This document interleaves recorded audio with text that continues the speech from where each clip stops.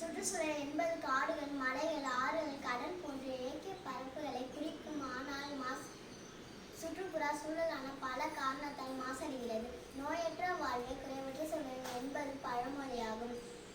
சுற்றுச்சூழல் தூய்மை இருந்தால்தான் நாம் ஆரோக்கியமாக வாழ முடியும். சுத்தமான காற்று, தண்ணீர் மற்றும் உணவு ஆகியவை தம் வாழ்வுக்கு இன்றியமையாது.